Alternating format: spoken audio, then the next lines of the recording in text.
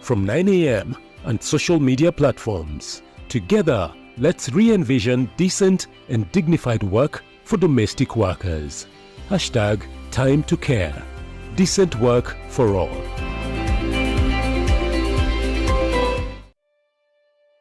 Kote nchini mbele tuendelee, mbele Kenya twende mbele, Kenya twende mbele.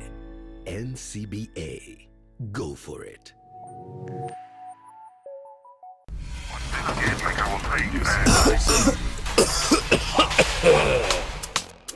Kikohozi cha muda wowote, kutokwa na jasho kwa wingi usiku, uchungu kwenye kifua, afya kudhoofika, tafuta matibabu. Labda ni TB ni ugonjwa wa kweli. Ukipimwa matibabu yapo utapona. Daktari kushauri tumia dawa kwa nidhamu. Elimu tupashane tupige vita TB. Pimwa TB waishi poa. The Global Peace Leadership Conference will convene in Kenya from June the 25th to the 27th at the Radisson Blu Hotel. This event will gather delegates from Africa and around the world to explore and discuss strategies for promoting peace, development, and cooperation. Engaging policymakers, educators, faith leaders, government officials, and other stakeholders, the conference aims to share sustainable peace-building measures, evaluate development frameworks, and formulate community-oriented actions. Don't miss out. Visit www.gplcafrica.org to learn more and register today.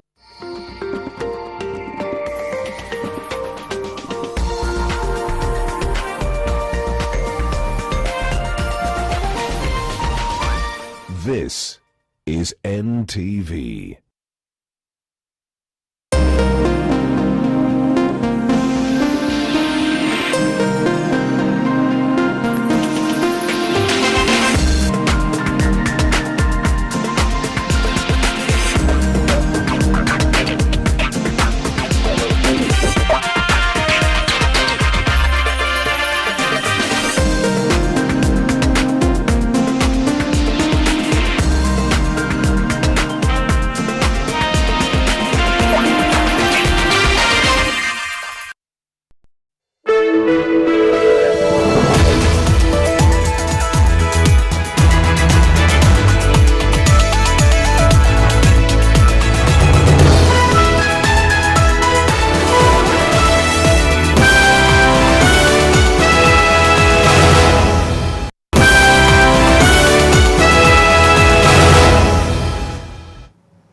Don't overtax the people. All eyes are on the National Assembly as the controversial Finance Bill 2024 that contains some harsh tax proposals is set to be tabled tomorrow afternoon. Indeed, the ball is now in the MPs' court following numerous appeals to them to reject the bill. As the National Assembly Finance and Planning Committee retreated for its review, there was great expectation that it would heed the people's cry over their dire economic situation. Public participation will be rendered a futile exercise if the MPs once again ignore the grievances of the people reeling from overtaxation and statutory levies, including the new 2.5% Social Health Insurance Fund, SHIF. MPs from both the government and opposition are facing pressure from voters to reject the bill, through which the National Treasury seeks to raise an additional 347 billion shillings to fund public services and development projects and service public debt. President William Ruto is expected to chair a Kenya Kwanza parliamentary group meeting at State House in the morning to rally the coalition's MPs to back the contentious tax proposals. He is keen to ensure the bill's passage as it contains measures and policies key to his economic agenda. But opposition leader Raila Odinga has asked MPs to shoot down the bill. Now, while the standard practice is for lawmakers to vote along party lines, in a case which affects all, legislators should be guided more by their own conscience. After all, they live among the suffering people, and their job as their representatives in the August House is to articulate their concerns and safeguard their rights. While taxes are necessary to fund programs to uplift the people's welfare, the collection should be rational and transparent. The government must tackle corruption, which gobbles up 30% of the taxes collected. It should also not be too ambitious and try to achieve everything at once while subjecting the people to misery. That is the memo.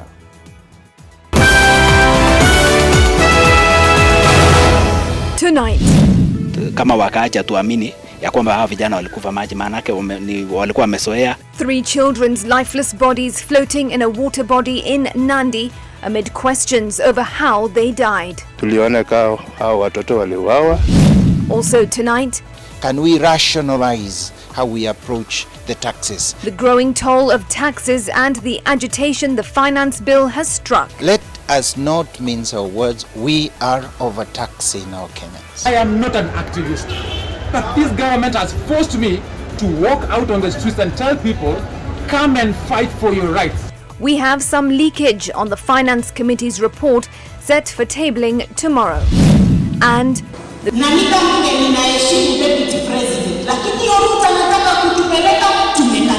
the growing rift in Kenya Kwanza. We assess what is at stake ahead of tomorrow's joint parliamentary group meeting.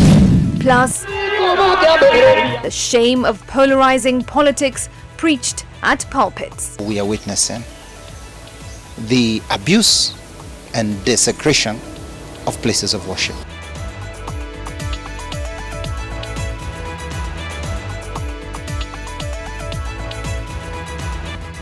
Live from Nation Center, this is NTV Tonight with Smriti Viriati. Thanks for your company. Flora Atieno is on the Sang language interpretation tonight.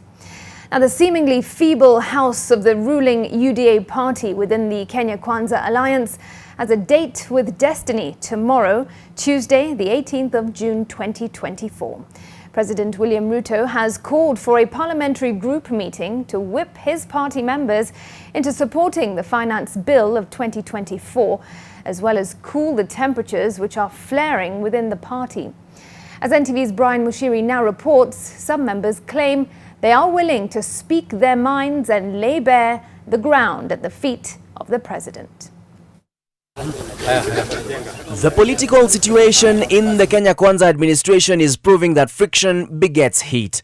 Over the past weeks, battle lines have increasingly been drawn between the president, William Ruto, and his deputy, Rigathi Gachagua, directly or through their allies and proxies. From the time Gachagua claimed he had retreated to the mountain to pray and meditate, he returned a different man, emboldened and unafraid to expose the cracks in the country's top leadership. Siku rais wetu ameona inafaa washikane na Raila Odinga.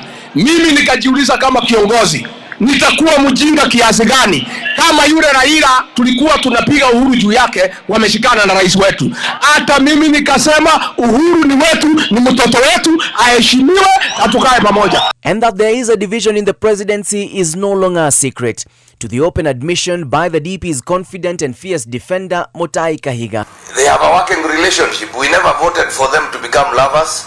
We just voted for them to be working, deliver the better agenda for the people of Kenya, the 50 million. It is not about liking each other. They have a job to do. This is among the issues that are expected to be addressed at a joint parliamentary group meeting set for Tuesday morning at State House. The agenda of the meeting, according to some legislators, is the president's wish to have the MPs pass the 2024 finance bill. However, NTV has established that some members of parliament within the president's party are ready to speak their truth to the head of state First, on the finance bill, arguing that the proposals are putting them at loggerheads with their electorate owing to the increased economic burden planned to be laid on Kenyans. Then, the divisions in the administration, with each faction planning to stand its ground. A member of parliament who is on the DP's side has told NTV that at the PG, those allied to Gachagua have the intention of boldly speaking their concerns to the president, saying that, and I quote, "Those young legislators around the president are very demeaning," end quote. Those in the president's inner circle maintain that Gachagua is a tribalist and a divisive leader. We sought the insights of political commentators for further context. We all know President Ruto and his totalitarian leadership style. He's on record saying that he's waiting to see which MPs will vote against this bill. Obviously a threat. It appears that the president is more interested in satisfying his ego and personal interests than in addressing legitimate concerns that many have raised about the bill's economic implications. President William Ruto may not comfortably, peaceably run affairs of government successfully if at all the house that he runs gets to continue being divided. However, the real elephant in the room will be the supremacy battles in Kenya Kwanza, which have created factions within the party, pitting the president and the deputy against each other, either directly or through proxies. Kila mtu achunge constituency yake. Stay in your constituency. As members of parliament, to represent your constituencies effectively, but to also move around Kenya.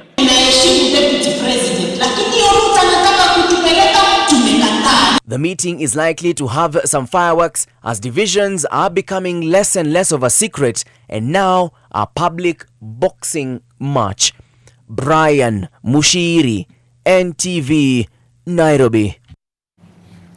Well, members of the Finance and National Planning Committee of the National Assembly have unanimously decided to scrap the proposed motor vehicle tax from the Finance Bill 2024.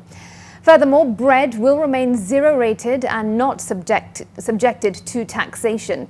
This decision follows immense pressure from Kenyans who have criticised the bill as oppressive. Well, this even as clergy members urge the government to be sensitive to the economic realities of the country. Our senior reporter Melita Oletenges has more. The controversial Finance Bill 2024 is set to be tabled in Parliament for debate by legislators on Tuesday, amidst widespread public outcry that the bill seeks to burden Kenyans with high taxation.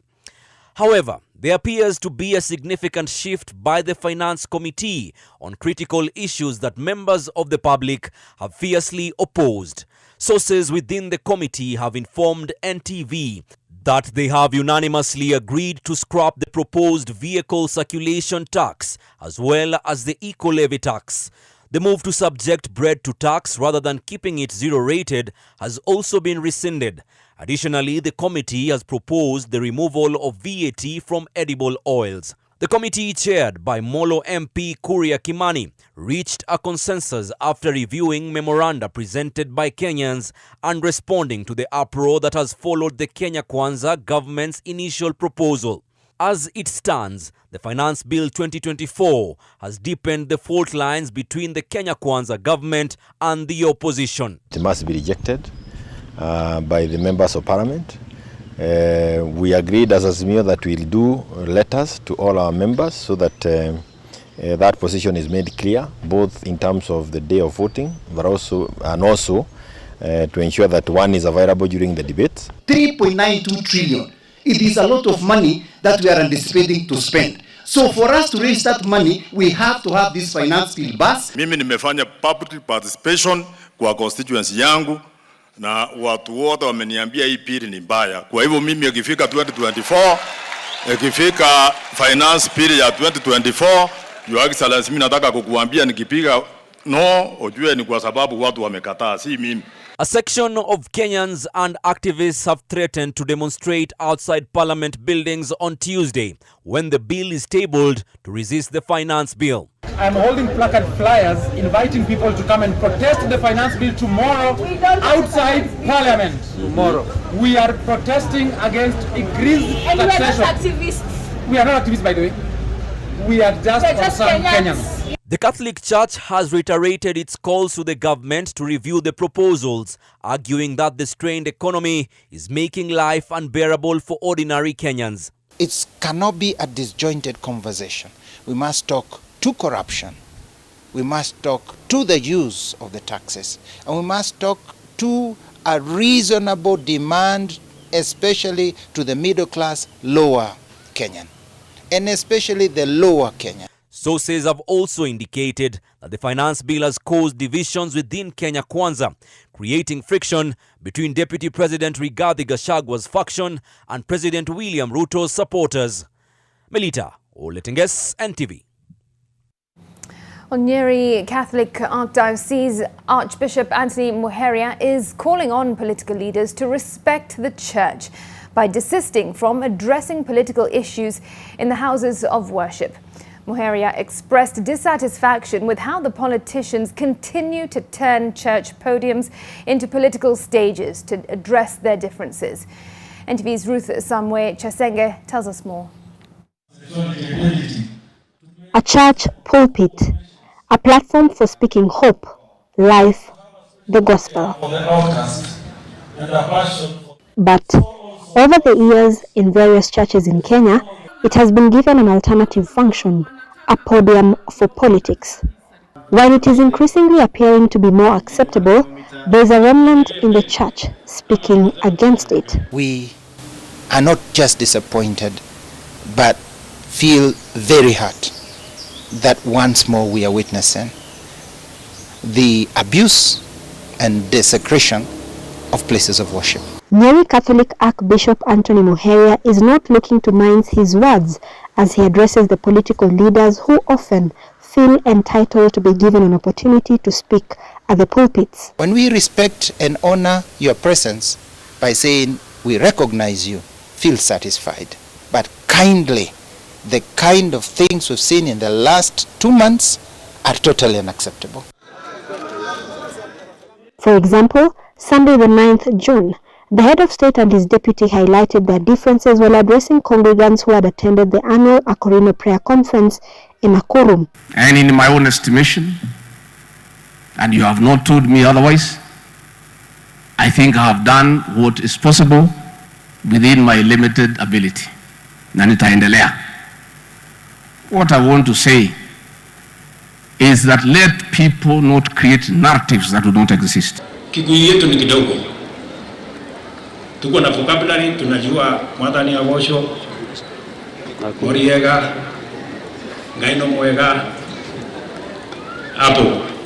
Sindio? Sasa tunangangana hapo. Sasa msiturudishe nyuma tena tutafute dictionary. Kwa sababu tunasema tumesikia iko ingine sasa inaitwa komerera. Sasa hiyo hatujajua ni gani hiyo tena. Sunday morning, DP Gachagua desisted from uttering political statements when he attended a church service in Nakuru.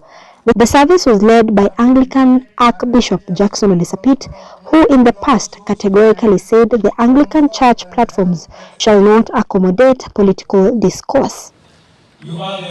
Well, on this day, in his presence, the politicians went on their polarizing politics despite being warned against it. Your Excellency, sir, I just want to appeal to you, to inform you that we are fully behind you.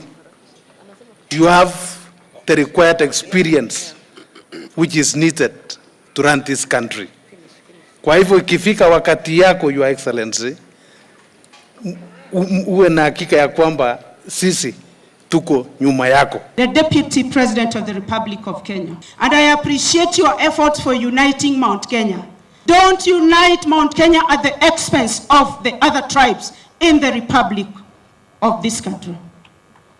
And that should not be done at the expense of bad-mouthing the name of one Raila Amolo Odinga. But these are just a few of the numerous incidents when politicians are allowed to take the pulpits, their convictions and messages notwithstanding. It's very embarrassing, and I ask God for pardon, even myself, as I think this country should, for the abuses we've seen our politicians making over places of worship. The places of worship belong to God, and we cannot turn our places of worship to marketplace. Dear leaders, we must change. Ruth Sarmui Chesenge, NTV. Yeah, utterly disrespectful, and perhaps some consequences would help tame those politicians, because indeed nothing seems to change. All right, shifting focus, and thousands of residents in Mombasa are living in fear of eviction by absentee landlords who are the custodians of hundreds of acres of land in the region. These property owners are the descendants of the Omani rulers who acquired title deeds issued to their forefathers back in the 19th century and have been collecting thousands of shillings in land rates. According to the Ministry of Lands, freehold titles cannot be transferred or owned by foreigners, but can only acquire land through the leaseholds arrangements for up to 99 years. Kevin Mutai now reports from Mombasa. A picturesque view of Mombasa's central business district, a display of old structures, some whose construction dates back in the 19th century. According to Mombasa's former mayor Rajab Sumba, who was elected into office between 1974 and 1982, the title deed of the land was issued to the leadership of Omani settlers led by the Sultan of Zanzibar and was given to Sheikh Salim bin Khalfan, as he was the then governor of Mombasa and the custodian of the land. Yeye alipewa title deed ile on behalf of the public, kwa niaba ya wakazi wa Mombasa. The households here sit on the land owned by the pre-colonial settlers whose descendants currently live in Oman but inherited hundreds of acres of land along the coastal strip from their forefathers. Some of the locals claim that the land was allegedly transferred to a new entity owned by the descendants who have so far subdivided the land. Matatizo yalitokea kwa wajukuu wa Salim bin Khalfan na Sara Ali na Saif bin Salim. Walibadilisha title deed mwaka wa 2016. They went and colluded with some lawyers and some registrars in the Mombasa registry, and they came up with a formula how to kill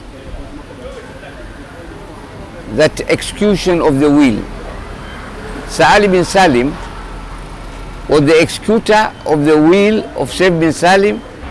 That was the Land Ordinance Act 1927. The old titles were not surrendered, as the law says. These are the absentee landlords who locals accuse of collecting exorbitant land rates, forcing the vulnerable to surrender their homes for failing to pay. They claim some might even be evicted to pave way for private developers who are ready to buy the land at current market price for the construction of tall buildings within the island setting. In 2019, the National Lands Commission intervened, seeking to resolve the impasse surrounding payment of land rates, but talks collapsed, leaving locals in limbo. Some of the areas affected include Mwembekuku, Majengo, Maweni, Ziwani, and other plots within Old Town. They came up with new rents without public participation, without, it is as if it is their own government. You are told to pay 13,000 a month. Choose between the two. 13,000, 5 to 6 million you pay, you take the plot, because they are eager to get money and repatriate that money to Oman. Hizo ni ardhi za public. Hizo ni ardhi za Kenya government, state land. The Cabinet Secretary in the Ministry of Lands, Alice Wahome, who visited Mombasa Lands Registry, said that the government is pushing for digitization of land records to protect properties from land grabbers. CS Wahome said the registry contains over 49,000 records and a proper infrastructure will be put in place to safeguard the crucial documents from fraudsters. I must remind all registrars wherever they are, our land officers wherever they are, that freehold titles under the Constitution, Article 65, cannot be transferred or owned by foreigners. I'm not specifying any group, but you have to be a Kenyan to hold a freehold title.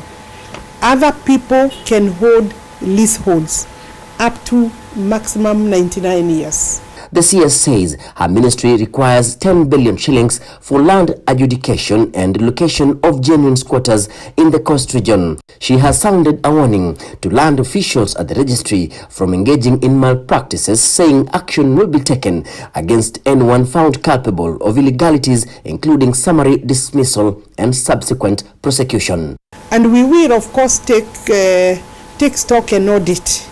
I want to tell the registrars that we will be taking stock and audit, and where we find people are sleeping on their job, I don't think we are going to be very nice to them, because even me, I'm not allowed to sleep on my job. But we will proceed to expurge forged documents from our records.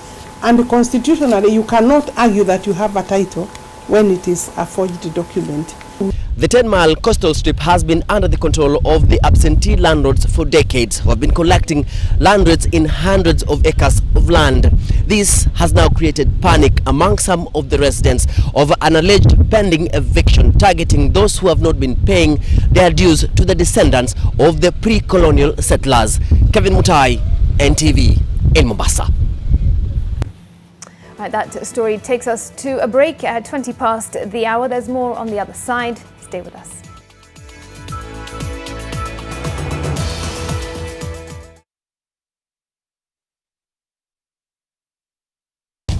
Everyone can be an expert in his or her field. You can be an expert in all analytics. You know who will be the next star of the season. You can be an expert in all matches. You are an expert in statistics or people's opinions. 1xBet will help you show your expertise. Express yourself. You're the expert. I'm telling you guys, this new Showmax app is on some next level business. Oh, it's mad. I know, man. All Premier League games live. 308 games on my phone. Good quality. Outstanding. And you can even adjust your data settings. Let's say you're somewhere where the network isn't so good, or you're using data bundles. Is it too able to run them? Bro, you can pause, rewind, and press play. So, bro, if you missed a game at the beginning, you can still watch it from the start as long as you tune into that game before it ends. 500 bob a month. How many beers are those? It depends with what you're drinking. Shika the new Showmax app today and get every Premier League game live on your phone for just 500 shillings a month. Shika Showmax, streaming for Africa. Colgate Herbal is formulated from a unique blend of natural herbs and is scientifically proven to strengthen teeth and keep gums healthy. Try Colgate Herbal, scientifically proven for strong teeth and healthy gums. Colgate Charcoal, the charcoal toothpaste you can trust.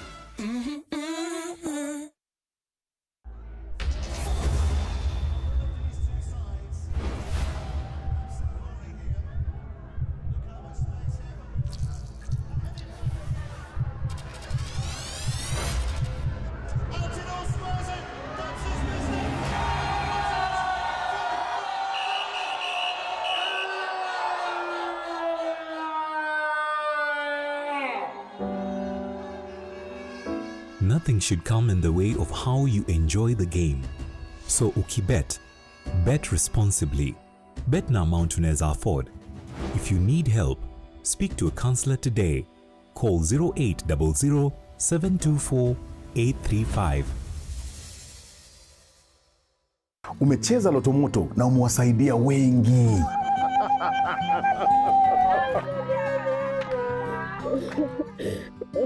Unachangia pakubwa na zawadi kibao zinakungoja.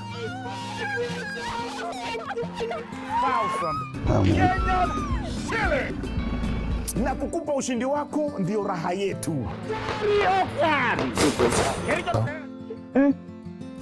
Hawatende mema. It's God sent. Thank you so much. Na sasa kwenye star 570 hash cheza lucky game ujipatie entry ticket ya kuingia kwenye draw ya kujishindia moja kati ya magari haya mawili, ikiwa ni Probox nayo na Demio nayo tushinde. Azidi tu kuendelea kumbariki. Kwenye star 570 hash wewe si mshindi tu, wewe ni tegemeo kubwa. Since when have you been with that woman, Alvaro? How long have you been playing me for a fool? All I can do now is to ask for forgiveness, and I mean this with every beat of my heart. A woman's dignity is not negotiable. And it's for that very reason that we're declining such an indecent offer. I just want to tell you that you'll surely lose this trial. Get out of my room. Leave me alone. Please, Mirta, you need to calm down. No, don't you dare touch please. me. You are the one.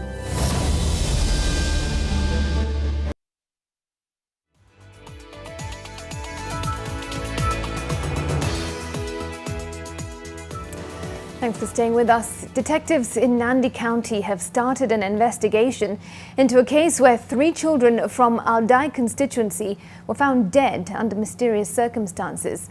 The bodies of the 3 boys were found in a swamp at Iobe area on Saturday after they were reported missing. Our reporter Masharia Mbugwa has more.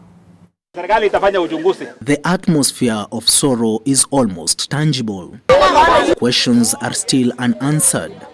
Residents of Kaboi in Nandi County are still trying to make sense of the tragedy of 3 deaths whose circumstances are unclear. Baada ya kupata habari kutoka kwa mwenyeji wa mahali hapa kwamba miili imeonekana ikielea juu ya maji yenyewe, hapo ndo nikapika ripoti kwa OCS Kaptumo Police Station. 12-year-old Brian Kibet, his 6-year-old brother Kelvin Kiprop, and their 6-year-old neighbor Collins Kipruto were reportedly at home on Friday after missing school because of the ongoing school games.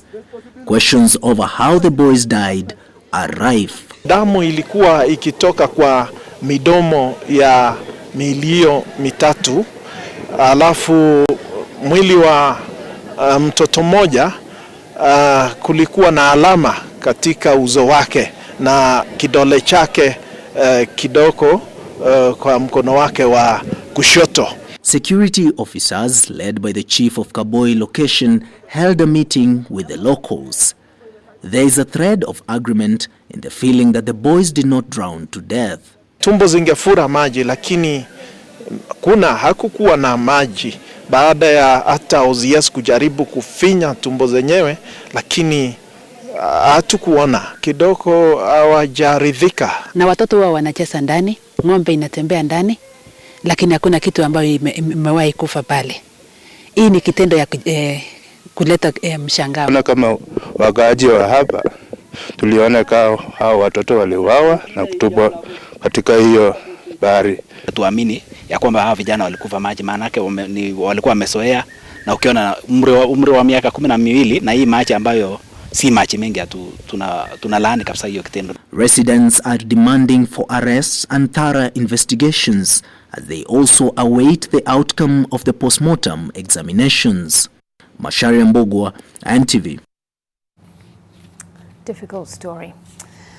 Right, shifting focus, Somalia is looking at making significant steps towards enjoying the gains of being part of the East African community, with the kicking off of a 1-week meeting seeking to develop a comprehensive roadmap for Somalia's integration into the regional bloc. This is meant to ultimately see the EACC's latest member enjoy the regional infrastructure projects such as roads, railways and energy networks, which ultimately seek to uplift and empower the citizens, especially those in the grip of poverty. This is set to improve connectivity, enhance transportation links and boost regional trade. The processes include aligning Somalia's national processes with regional frameworks to ensure comprehensive integration. Some of the issues we hope to be addressed in the roadmap in the coming days include, of course, setting up a dedicated East African community ministry. We are also looking forward to the Republic really sending its delegates to the East African Legislative Assembly, ensuring that they are represented in the East African Court of Justice, and then we will be able to forge a path together. There are numerous opportunities that lie ahead with the incoming and full onboarding of the Federal Republic of Somalia. We are ready to join and contribute to the East African community, not only as just partners, but as brothers and sisters, and create a market that is good for all of us, and to work very hard on the development of our people and to the alleviation of poverty from some of our citizens. Time for a break. It's the sports news next with Bernard. Stay with us.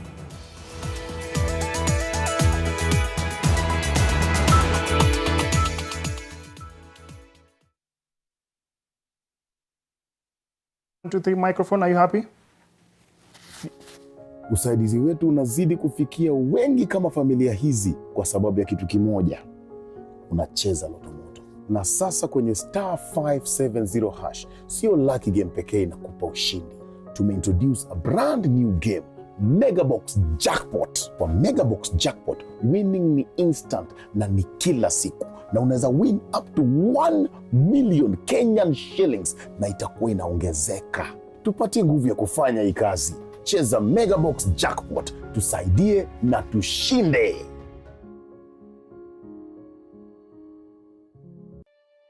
Kote nchini mbele tuendelee,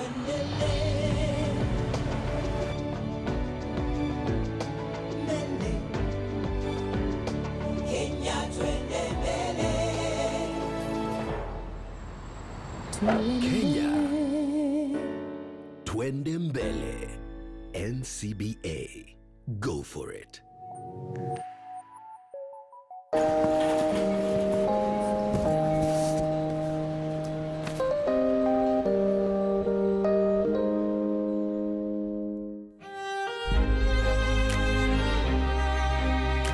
The moment I feel my pain starting to fade, it's like I'm going back to myself on a really good day. Panadol Extra releases you from strong pain. Panadol, release starts here. Nivea Pearl and Beauty Deodorant. The perfect balance of 48-hour protection and care for soft, smooth, and beautiful underarms. Try our new Pearl and Beauty Black Pearl for smooth and perfumed underarms. Mortin Doom, with its trusted formulation, it provides protection in seconds. So spread the Mortin Doom message of how we, you and I, can fight to end malaria.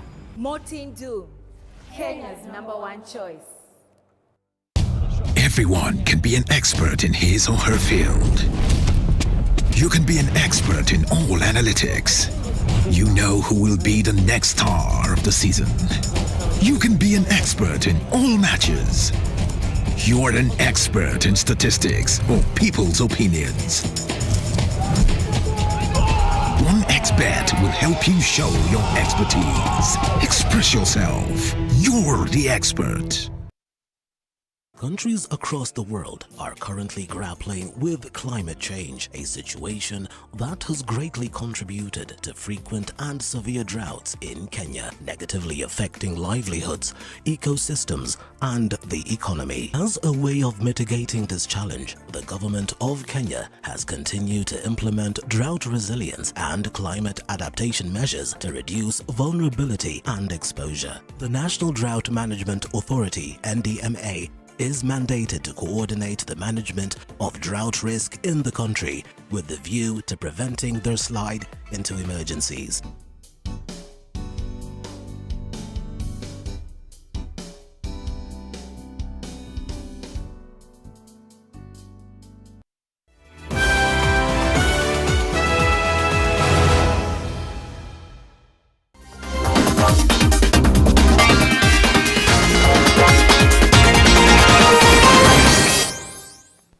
Hello there, it's time for the Monday Sports Update. I'm Bernard Ndong.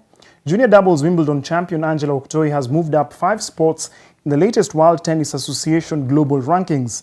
The 20-year-old Oktoi, who is arguably Kenya's biggest tennis star for now, has moved from position 503 to 498 on the singles WTA standings and dropped to 493 on the doubles standings, and recently competed in the Billie Jean King Cup in Nairobi. Oktoi has been on the run to secure a ticket to the 2024 Olympics in Paris, but the dream appears to be fading away with only the top 400 qualifying for the Games.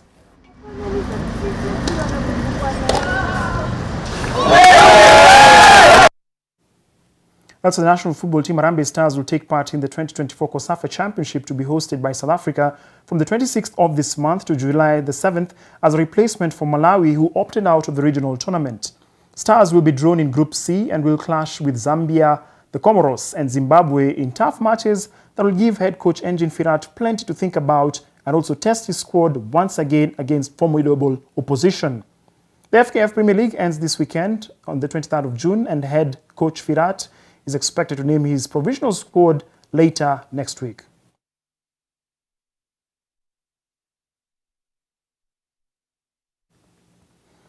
Hans Becking and Duncan Ruto emerged as the winners of the 120 and 60 kilometers cycling categories of the third leg of the Loop Safari Gravel Series.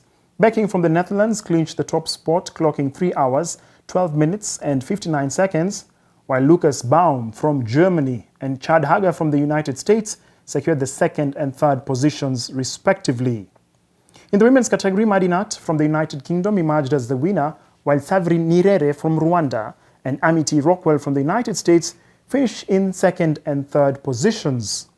The third edition of the Loop Safari Gravel Series was hosted at the Hell's Gate National Park in Naivasha, and it managed to witness an impressive turnout of over 467 elite and recreational cyclists from different nationalities drawn from Africa, Europe, and the United States. The final leg is slated for August in Vipingo, Kilifi County. Now let's cross over to Euro 2024. Of course, there's a big shock in terms of that specific championship, as Slovakia managed to beat their opponents by a solitary goal. They were facing off against Belgium in that fixture that ended about 30 minutes or so ago. Elsewhere, Romania won at a major international tournament for the first time in 24 years on Monday as they beat Ukraine 3-0, with goals that were courtesy, of course, from errors by Andriy Lunin, who is the Ukrainian goalkeeper. Let's listen into what the fans had to say after that victory.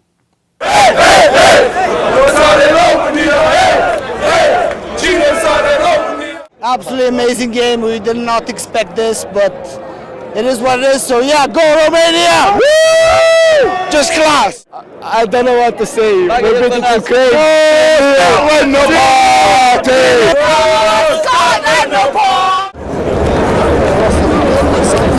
As I said, we had so much expectations about this game. We thought that our team was really prepared, but unfortunately, something got wrong, pretty fast. And now we're upset. We're going back home, hoping for the best for next game. Also, Kylian Mbappe, of course, will be starting for the French when they face off against Austria in the next few minutes, about 24 minutes. That's in the other fixture that's going to be kicking off at the Euro 2024. Now, on his part, he said he's not going to take part in the Paris Games because of his new club, Real Madrid, saying they are against that idea. The 25-year-old said in March that he was keen on playing at his home games, but since the Olympic soccer tournament is not on FIFA's calendar, clubs are not obliged to release their players.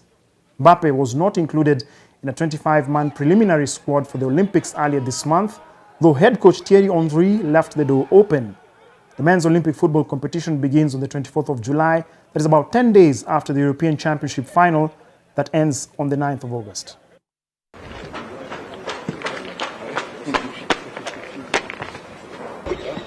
Well, that update marks the end of sports. Thank you so much for your time and attention. My name is Bernard Ndong. Remember, I'll still be in studio for sport. And on the show, of course, we're reflecting on the performance of the junior starlets who secured their spot in the 2024 FIFA Under-17 World Cup. All that and much more after the news broadcast.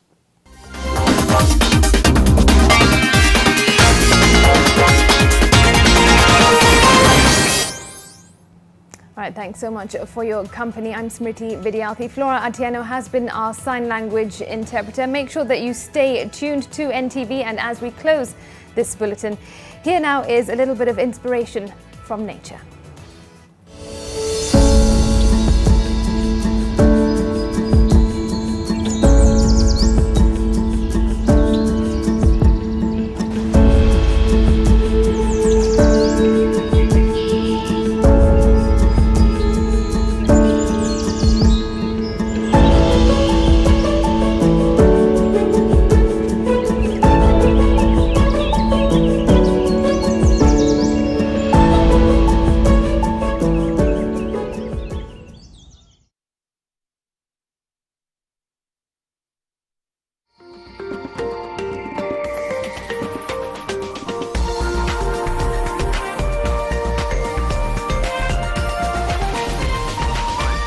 This is NTV.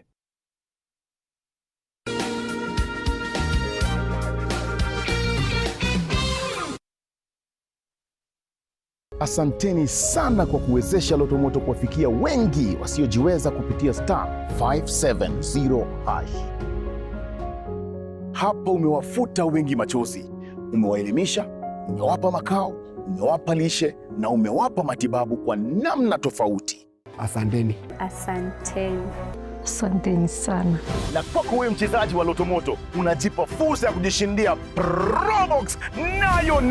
Na kama Probox haikufai na umejishindia, tunakupa taslim 750,000 Kenyan shillings, na mshindi namtangaza 30th of June, na mwezi wa July 28th namtangaza mshindi wa Demio nayo. Na kama utaki na umeshinda, wacha gari, chukua chapa 750,000 Kenyan shillings kwenye *570#. Wewe si mshindi tu, wewe ni tegemeo kubwa. Tusaidie na tushinde! Imperfections, blackheads. Try Garnier's Pure Active 3-in-1 Charcoal, powered by salicylic acid and purified charcoal to reduce pimple-causing germs by 99.5%. One product, 3 uses for a pure skin. Garnier Pure Active 3-in-1 Charcoal, #1 in South Africa, by Garnier Naturally. How do you keep your toilets clean? I use normal detergent and bleach for washing. The detergent and bleach cleanless can leave behind yellowness, rust and germs. Harpic's 10 times better cleaning compared to regular detergents and bleach, and kills 99.9% illness-causing germs in your toilet, including the COVID-19 virus.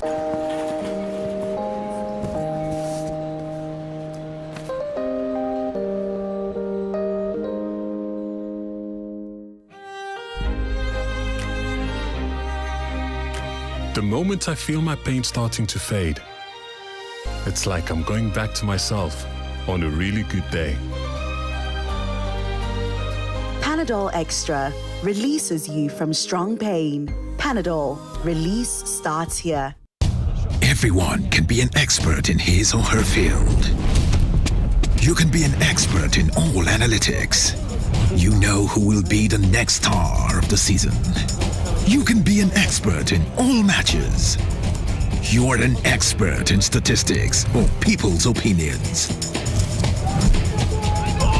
1xBet will help you show your expertise. Express yourself. You're the expert. The new KCB mobile loan is unbelievably flexible and incredibly affordable. You can now borrow up to 1 million Kenya shillings from as low as 1.2% as a 1-day, 7-day, 14-day, 30-day loan, or enjoy a longer-term period of up to 1 year at competitive rates. Dial *522# or apply on the KCB app today. The KCB mobile loan, unbelievably flexible, incredibly affordable. KCB, for people, for better. Terms and conditions apply. Regulated by the Central Bank of Kenya.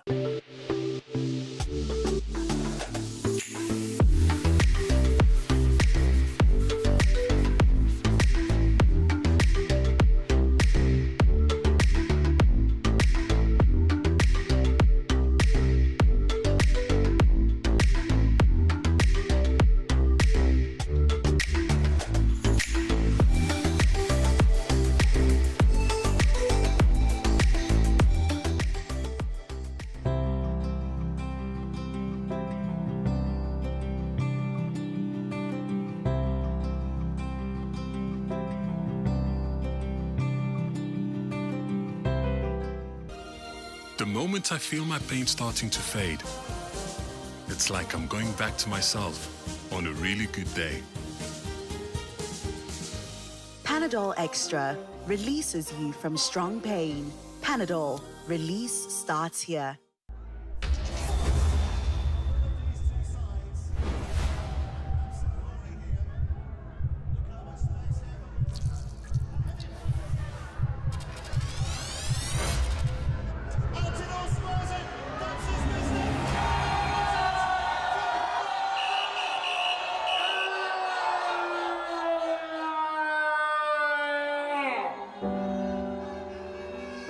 Nothing should come in the way of how you enjoy the game.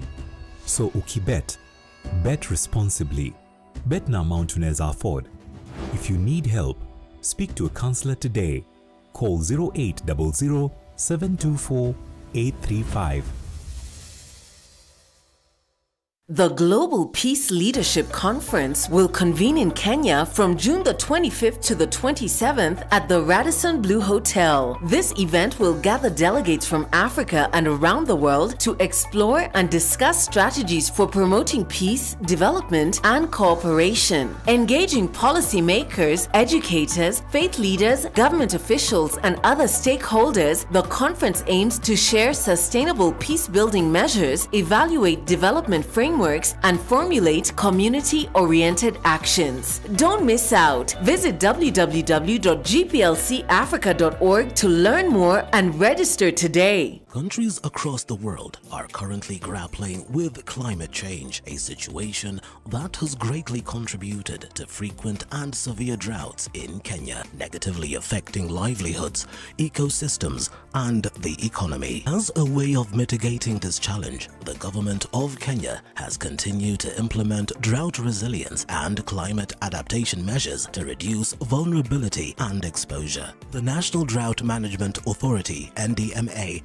is mandated to coordinate the management of drought risk in the country with the view to preventing their slide into emergencies.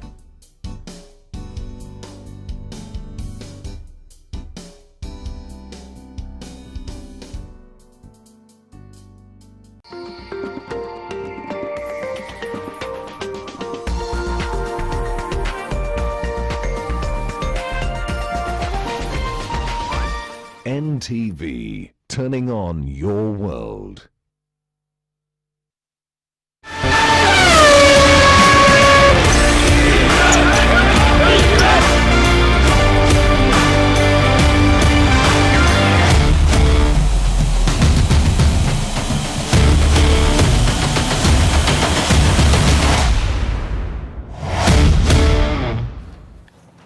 Hello there, I do trust that you're keeping well. It's time for another edition of Sport On. My name is Bernard Ndong. As always, I'm joined by my navigator, co-pilot, whatever you prefer, Mr. James Wakabi.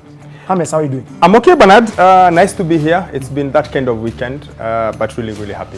All is well that ends well. And I think everything in the weekend, in the end, ended up great. And we start with something that made the weekends fantastic, Wakabi, is the fact that the Junior Starlets, the first Kenyan team ever qualifying for a World Cup, FIFA World Cup, seeing that tag FIFA World Cup, the Junior Starlets Wakabi. Bernard, there are times when, you know, a journalist is supposed to be objective. You're supposed to look at everything with not being partisan, non-partisan. But there are times, I think, when you're allowed to be partisan. There are times when objectivity you should be allowed to let it go out the window. There are times when you don't do much analysis, and I've spoken about this for the last 2 weeks. I really don't have no analysis to give. I have no, all I know is, for the first time in history, we'll have a Kenyan team on the FIFA website for a good thing. Yes. Like, when you see the FIFA in Kenya, you don't wonder, oops, what's going on? When you see FIFA, you think, wow, that is Kenya at a World Cup. Those girls have done incredibly well. The way they qualified, they didn't sneak in. They walked in through the front door. The performances they put up, all of it really, really, really excellent. And I must thank Kenyans for showing up in such numbers just to cheer them on. Yeah. It's a wonderful thing. It's a wonderful feel-good story. And when you think about how far women's football has come in this country, it just makes you feel happy that, you know what, come the end of the year in the Dominican Republic, we can sit there and say, of the top X number of teams in the world, the Junior Starlets are one of them. That flag for Kenya, this is not the Olympics, this is not rugby, this is not Cricket World Cup. In football, we get to see a Kenyan team at that level. It's just a nice, good thing to happen to Kenyan football. Right, now, contrastingly, of course, Sunday, Ulinzi was full. Saturday, there was a very, very big, Saturday and Friday, there was another very, very big championship that was happening in Wakabi. And of course, these were the trials for the National Olympic Committee of Kenya for qualification to compete, to represent Athletics Kenya at the Olympics. Wakabi, the stadium was, I think, it was full with the athletes, but in the stands, it was relatively empty. It was empty, maybe a quarter full, maybe. Which was unfortunate. These are the trials. It's unfortunate, and I feel like AK let itself down.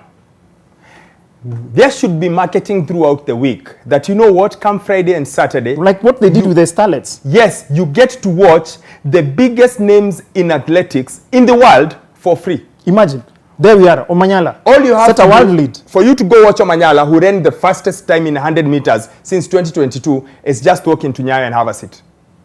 You pay nothing, you just walk in and have a seat. For you to watch Wanyonyi, you just walk into Nyayo. For you to watch Faith Kipyegon, you just walk into Nyayo. For you to watch Mary Mora, for you to watch Beatrice Chebet, whichever athlete you want to watch, all you had to do was go to Nyayo. But for some reason, not enough marketing done around it, not enough noise made around it, and I wonder whether AK could do more. And I think they could do more. Imagine if they had a press conference on Monday and Faith spoke about, I'm starting my season at the trials in Nairobi. And then on Tuesday, because you know Kenya, you can have a different superstar every week. So Monday you do Faith, Tuesday you do Emmanuel Wanyonyi, Wednesday you do Mary Mora, Thursday, like you can go highlight. Just to give a build-up. Yeah, and so all we saw are them getting the bibs, which was really cool on Thursday. But just build it up. How come we felt for Kipkeino Classic, the stadium is packed? Why isn't it packed this time around? Because I feel like Wakabi, it has that tag. It's a part of the World Continental Gold Tour. Yeah, but the quality over the weekend was better than the quality at Kipkeino. I also think Kipkeino, they make deliberate effort, intentional, to market the championship. Market it, let everyone know it's happening. I feel like everyone failed the athletes this past weekend. Especially when you look at the performances, Bernard. What was happening on Nyayo on Saturday? Yeah. It was mind-boggling. Wanyonyi runs 141.70. That fastest human in history ever at Nyayo. But there was maybe, if you remove the athletes, there was probably 200. That's what I'm saying. Like the athletes were more, like they were more than the sprinkling of fans were in the stands. It's unbelievable that we don't show up that way. And I think as Kenyans, we also need to take this to heart and say, you know what, let's follow what they do in Jamaica. Jamaica trials are crazy. Jamaica school games are incredible. Maybe we also need to be intentional as a country, as fans, and say we have to go to Nyayo National Stadium and watch, because their performances, Bernard, wonderful performances. Faith ran 3:53.98. Fastest ever 1500 meter time ran here. She ran the 5,000 meters. She was untouchable. Beatrice Chebet, newest world record holder, was on show. Come on. We've got to be being better. beaten in Nairobi. We have to support them better. We have to come out better, but AK must do a better job of pushing the event, of letting everyone know the event is coming, market it, because I think they could make money off it. How many companies should be lining up to be part of the trials? Because at least it was shown, it was broadcast live, but you see now it shortchanged that atmosphere that the athletes would have looked for, because the next time you're seeing these athletes is at the Olympics in Paris. Yep. And this will have been the perfect opportunity to interact. And of course, we'll touch on that later in the show in a unique way. We'll be able to understand why it was very important to have the fans. Wakabi, let's shift focus. There's another big tournament that began this weekend on Friday. Germany ticked the box as usual, as expected. They're the host team. They definitely need to set the bar. But we just fast forward and take a look at the game between England before you listen into what some of the players had to say. England against their opponents. Snowfest. No matter how you put it, was boring. Should do better, must do better. The talent England has and how they then play doesn't always match. Or maybe we are blinded by the popularity of the EPL and we think their talent is that great. They weren't great. It was a hard watch compared to the other games we've watched. Right. When you look at the way Spain played, when you look at the way Germany played, when you look at even the way Slovakia has just played versus Belgium, like stunning shock. The England game was just... But it was, in fact, I saw a joke today, someone on Twitter, where someone was saying, Gareth Southgate is the kind of guy who puts his phone on power save even when it has 99% charge. That's because of the way they went defensive at the start of the second half. And they're thinking, come on, go out and play better. But hopefully, they will warm up. Yeah. Hopefully. But it wasn't a great watch. Right, let's listen to what the players had to say, of course, from both teams after that performance by the Three Lions. And yeah, it was a crucial win because Serbia are a very good side. You know, we've played against quite a lot of them in the Premier League. So, and you can see in the second half they put a lot of crosses in, and it was about how we defend that. We talked about that in the week. We need to defend our box well because they're a very dangerous side. You know, Mitrovic, top striker. So, and I thought we'd done that. But the most important thing was the 3 points. I think they gave us too much space in some moments, and if we were a little bit more smarter in some decisions, I think we could hurt England. I'm sure Kabi, you agree with him, Tadic, what he said. If they had been a bit more... Look, the English play with their handbrake on. I don't know why. Slightly later in this show, we might ask a football expert why. But come on, they play with the handbrake on. They just don't seem. They're not as free as they should be given. Again, the talent they are said to have, and you look at them and you think, come on, you've got to do better. There's something missing. I'm just not sure what. I was watching that game, highlights of that game. Jude Bellingham, yes, he scored a goal, but there are certain moments where you felt like you'll have been a bit more selfless because he had a lot of opportunities. There's an opportunity there, he had a very golden opportunity, but I think that main character syndrome has gotten to him, and it's partly because of the British press. Yes, look, Champions League winner, La Liga winner, best young player in Europe, they say, so you can understand him stepping up. I actually looked at it the other way around. Where are all the other guys? Where are the supporting cast? Where is Phil Foden? Where is Cole? Where are they all? Again, maybe we are whitewashed by the EPL, or there's something wrong with England. One of them. But they have to do better. They are not easy on the eye. They are not easy to watch. They are not exciting to watch. You don't watch them and you feel like this is a good game. You watch them and you are left feeling, like I said, power save on 99%, but like handbrake on. They need to release it. Right. Now, a team that was on, of course, on all gears was the national under-17 team, the women's team, the junior starlets. Of course, they completely dominated Burundi. First leg, second leg, 3-2, 5-0 on aggregate. And the question we ask you this time around is regarding that performance. What is your congratulatory message to the junior starlets after they qualified for the FIFA Under-17 World Cup? What's your congratulatory message to the junior starlets? They're heading to the Dominican Republic. The tournament kicks off on the 26th of October until the 3rd of November. What message of encouragement do you have for the junior starlets? They have broken camp, but now, of course, once they'll resume training once again, what do you share with them? Remember, the hashtag to use is spot on. Remember to tag myself at Bernard Ndong. Remember to tag at J Wakabi. Not those funny accounts that are not original. Of course, Wakabi's account, you'll see it. It's at J Wakabi. Myself as well, you'll see it. At NTV Kenya. We'll sample your sentiments during this live show. And Wakabi, just to reflect on that performance by the junior starlets, we are joined by Doreen Nabwire, who is the head of leagues and competitions. Doreen, of course, you're a former Harambee Starlets International. You were at the stadium on Sunday. How did it feel? Because I'm sure you felt a certain way, because this journey began way back. Well, thank you. Thank you for having me. I really can't explain how this felt, because the short of it is that this is a dream come true.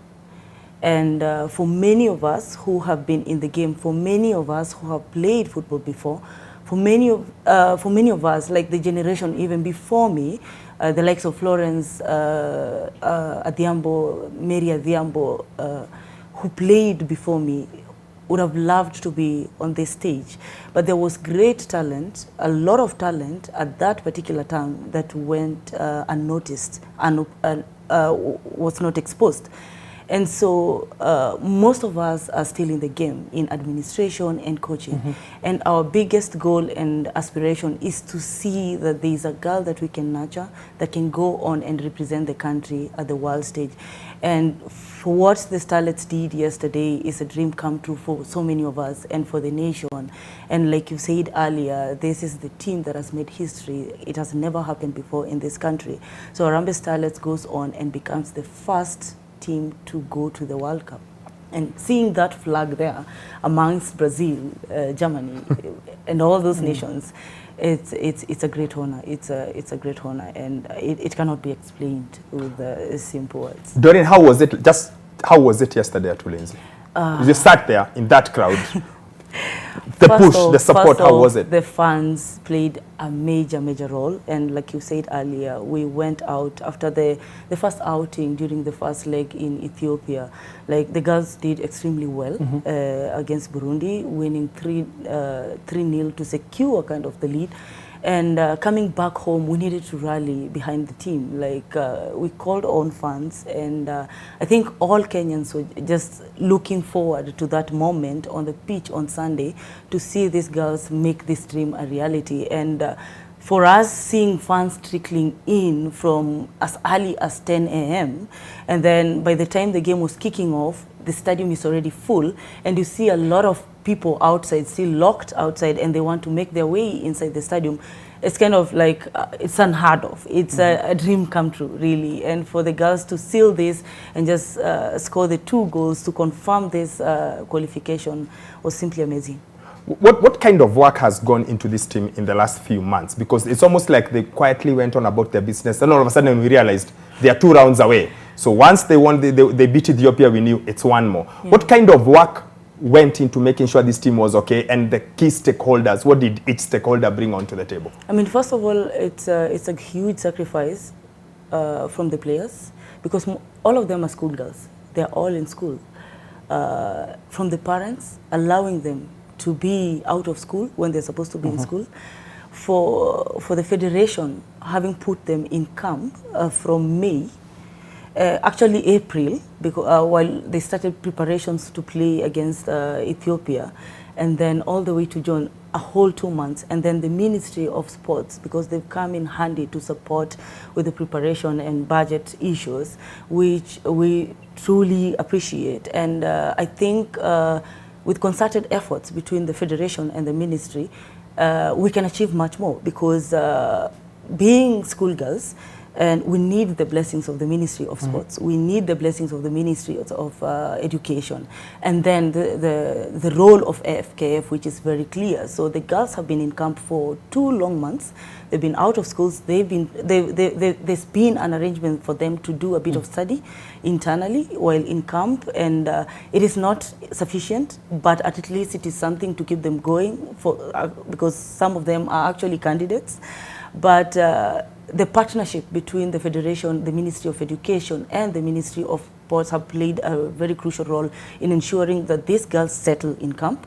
They focus on the game, they prepare for the game, and register good results. Just touching on that, what you've mentioned about the way the FKF and the Ministry of Sports, and I'm assuming the Ministry of Education as well to some extent. Yes. How was it for them navigating schoolwork and training? And just give us an idea of how some of those concessions, because I'm sure the schools as well, they were like, okay, some of them are candidates, some of them are in school, there's exams, there are cuts. How did it work, if you have an idea of how it's a bit of a challenge, because while in camp they don't have teachers around, so it is just self-study, group work. They've been converging as groups just to study and do some revision work in the evening, so they're not training after they've had all the football sessions and everything, so they converge in the evening and do some bit of revision, and that was it. There was no teacher on site.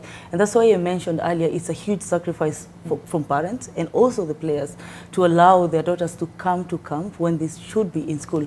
And also the school heads to allow them to be in camp, and they will need massive support moving forward to catch up with the rest of the students, and also for those who will be sitting for KCSE to also prepare for the exam. Yeah, but it's quite a challenge, but I'm sure with effort from the ministry and support for them in that line, they will do well still. Doreen, what does this qualification to the World Cup mean for women's football in this country? This is everything. This is everything, and for us, it's a door opener. And I would like just to state that we have come a long way. We reintroduced the women leagues in 2016, and we had the Women's Premier League with about 12 teams, and then expanded a bit to 16 teams. And we didn't have a second tier, which we later introduced in 2017 of about 6 teams. And today we have a Premier League of 12 teams. We have a National Super League. This season has been 8 teams each. But then moving on to the next season, we're looking to increase the number to 12 teams each. And then the third tier, which is the Women Division 1 League, is spread in 4 zones. And each zone is composed of 8 teams. And then below that, we have the regional leagues. Out of the 8 regions we have in Kenya, we have 6 that are actively running the regional leagues. And then below them is the county. And then out of the 47 FKF counties, we have 32 that are actively running the women's league. So moving forward, we want to ensure that all 47 counties have competitions going on for women. All the eight regions have the regional leagues, and then ensure that we strengthen the Division 1, we strengthen the National Super League, and for WPL to become competitive, because this is the pathway that will ensure that we attain success even for starlets, the under 20, because it's a clear pathway for a clear player development pathway. And then at school level, like I mentioned earlier, the partnership between the Ministry of Education and the Ministry of Sports plays a very crucial role, because there's a lot of talent that we can tap into, not just at high school level, but also at primary school level as well. We are rolling out leagues and competitions for kids who are under 15 and under 13. And this we can only achieve. We don't want to focus on community-based teams only, but we want to roll out in primary schools as well. So we have a rapport already with the Ministry of Education. We have gone on through the technical department to also conduct coaching courses for sports teachers to ensure that there are activities happening within the schools, and then we can go on and start competitions within these schools. And it can only be achieved if we have a clear working and a good working relationship with the Ministry of Sports and the Ministry of Education, because if those activities are supported, then we'll also have a clear player development pathway from school level and going up to the national, to the high schools, and also spread into our leagues and competition.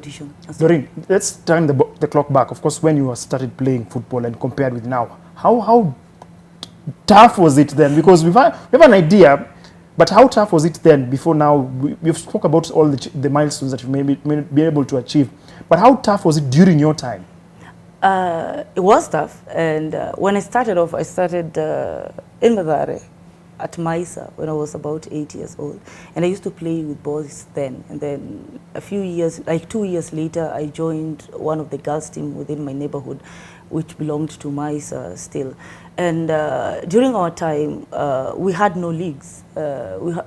There was nothing for women football in terms of competition leagues or any tournaments. But it is only Maisa that ran tournaments twice a year, in April and in August. So that's the only thing that we looked up for. And besides that, as Mathare United Women FC, we were invited to Tanzania or sometimes Uganda to play tournaments, and that was it. Where, like I said earlier, we were not exposed. We had potential. There was a lot of massive talent, but it went unnoticed. It was wasted because there was no opportunity. And I would give an example with myself, for example, I could use Florence, because she started playing for the national team in 1995, and I think they made their first trip in 1995 to the US, something like that. And I later joined around 2001 when I was just 15 years old.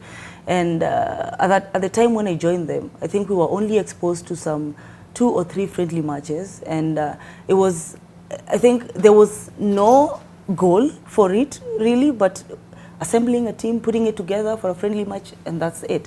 So throughout my playing career, I only have 6 national team caps.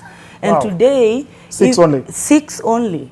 Okay. And if today you pick a player like Corazon Aquino, she played for U17, she played for U20, she plays for Starlets. She has over 40 caps. It shows you the difference, and the difference in what has happened in the past 5 years and what happened previously. Because having played even in Europe and having played football for 18 years and only 6 caps to brag for then. So in that case, how crucial was Maisa to what we are seeing today? Because what we are seeing today is we have a vibrant Starlets team, we have the junior Starlets are doing well, we have a league. How crucial was Maisa at the start of women's football in this country? Well, Maisa gave us a platform, and it was not just for women football, generally for football, youth coming from different family backgrounds. So it gave us a platform to learn a few life skills off the pitch, and also, of course, also be exposed to the game and just play football and enjoy the game. So it kept us off the streets, and we could focus on just playing football and having fun. And for most of us, we grew through the structure of Maisa, and we learned a few things, like we were exposed to coaching courses and different capacity building workshops, and just playing football. So it was a door opener for several. But for girls, it not so much, because there was no opportunity. The exit strategy was not that, like for girls, there was nothing much to look up for. But for boys, there was plenty of opportunities because there is Premier League, and you could be signed by any club. And at that particular time, we had Mathare United Women, which was a semi-professional club, but we never had like any competitions. The only team I can remember back then, Doreen, is Macolandas. There was Macolandas and there was Minicas. Yes, and exactly. Then there was Those one team in Kisii and Mombasa Railways in Mombasa. We could only meet twice a year for a tournament organized by MISA, and that was it. So what kept you going then? Like, what kept you going to the point where you went to play pro football in Germany, given, like you said, there was nothing to look forward to, there was nothing to aspire to, because there is, how many teams did you count? 4? Like 4. There's 4 teams. And even first of all, yeah. and actually, how did they even scout you? I would be interested in understanding that. I can say that, one, I was super ambitious. I was highly talented, and I won the national school championship twice, and the provisional championship, of course, which qualified us to the nationals. And then after high school, I had promised myself that I would want to pursue football as a career further beyond high school. I didn't know how I was going to achieve that, but I had promised myself that I was not going to stay outside for 2 years without having secured a deal somewhere. I had that in me. And I tried to go to the US to study. 3 times I was denied a visa. I was like, okay. But then somehow in 2007, I met someone. His name is, he was then the advisor to Ban Ki-moon on youth sports and for development and peace. His name is, he's German, his name is Willy Lemke. So Willy Lemke was on a mission here at the UN, and he had the idea to identify role models and use them to empower other young people within their communities. So at the conference, he shared the idea with Bob Munro, and Bob Munro thought that I know someone I can recommend to you, and then Bob recommended me, and then he shared the same idea with the half-sister of Obama, Dr. Uma, and I had we had done some activities with Dr. Uma at some point through the German embassy. And Dr. Uma also recommended me, so he felt, okay, I want to meet this girl. So he asked to meet me, and then we met, and he told me, Doreen, I have 2 options for you. 1, I've heard that you're a very good football player, and 2, I'm looking for people I can empower and use them to empower other people within their communities. And he told me, I can organize for you to come for trials at Werder Bremen. So if you pass, well and good. I'll make sure that you stay and play in Bremen. If you don't, I will still invite you to Germany so that you can do an internship and then come back and work with young people in the field of sports for development. Then I said, okay. So I was invited. 3 weeks later, I was invited to Germany. I went to Werder Bremen for trials, and the rest is history. So how different is it when you come from twice a year to the pros? How different is it when you get to Werder Bremen and here we are? It was very different, and I struggled a little bit. Culture, food, everything. And also, like, we were used to playing tournaments only. And for the tournaments, you converge in a weekend, Friday, Saturday, Sunday, to play your couple of teams. So you don't get to play 90 minutes. You play maybe 30 minutes or maybe at most 40 minutes, 20-20 each half. And then pitches are not as big. So first I struggled with the space. 2, a bit of tactics here and there. I did quite a number of things, and I never knew how I was doing them. It came natural. But then this was football in a different way, in a systematic way. So I had to struggle with that a little bit. And also the language, culture, and also the timing, like, yeah. What are some of the things you needed to unlearn, like as a footballer? Because you said like what you knew and what you found were totally different. At that time, I figured that we had a long way to go in terms of just coaching and like the understanding of the game as a player, because I had to learn to do things differently. I was a midfielder. I could supply balls here and there, but I didn't know that you could do it in a certain way. So basically, tactics I was off, but I adapted very fast. And the good thing is that when you're in Europe, you get extra even sessions. You get a coach and you work a bit extra with a coach on the side. So it helped me a lot, and also inspired me to kind of also venture into coaching a bit, because at MISA I had gone through a bit of coaching course. I had done a bit of basic coaching courses, and so I was also like it triggered me to want to understand football much better and see if I could transfer the knowledge. And how different then is it today when you look, like you said, when you look at the Kenya team? We had Coach Beldin with the Bullets a few weeks ago, maybe 2 weeks ago, and she spoke about nowadays when she puts her list, she's got 19, 20 pros, guys who play outside the country. Yeah. How different then is it today when you look at Corazon, Masia Kida, you name it, and then you think back to your days when you're like, well, it's me, and I joined the national team, and Florence was there when I was 6, 7, and she's still here when I'm joining it. How different is it? How much different has women football changed in that aspect? It shows growth. It shows development. When we qualified for the WAFCON in 2016, people recognized that there's something in Kenya, and I know of a personal friend who is a scout, a Bulgarian, who was like, Doreen, I need to come to Kenya, I need to see this. And he followed us all the way to Cameroon for the WAFCON, and he started identifying players to see if he could take them abroad. And that was kind of like the door opener for many of our players, especially after that debut at the WAFCON in 2016.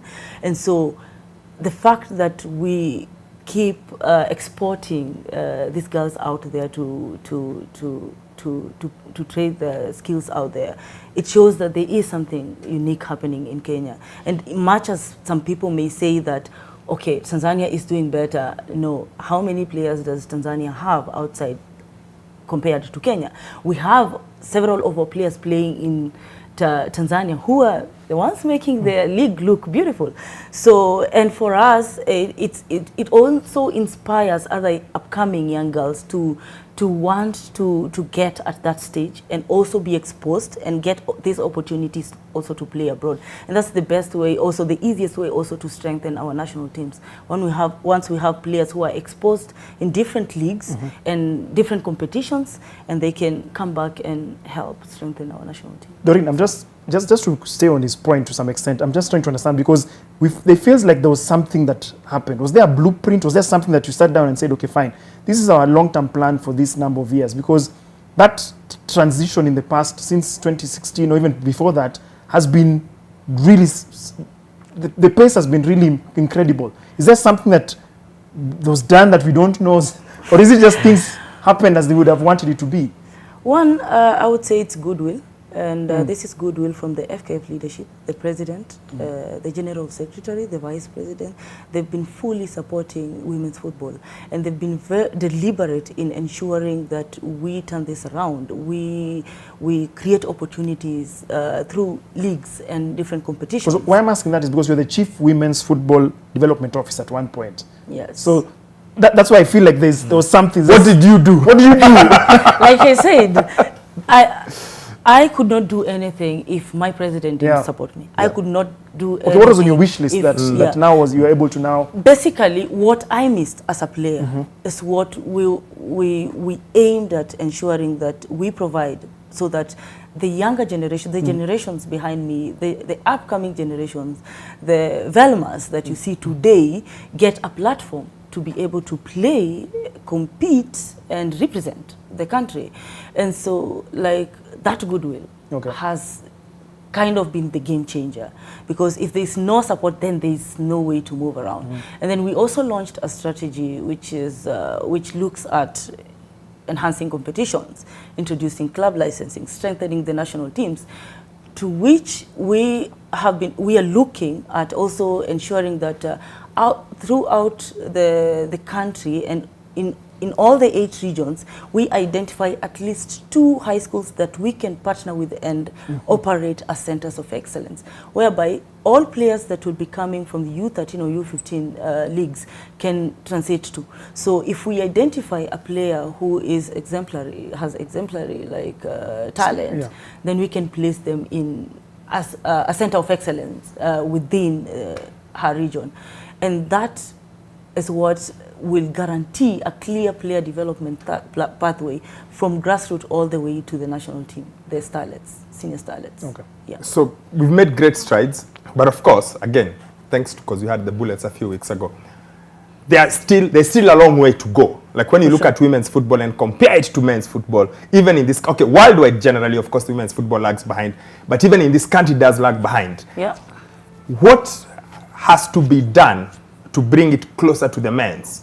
Because clearly it's still, the strides are huge, but we still have gap to close. What are some of those things? If you had ideal, like in an ideal world, let's assume it's ideal and you have everything you want, what are some of the things we have to do to get women's football much closer to the men's? Okay, one,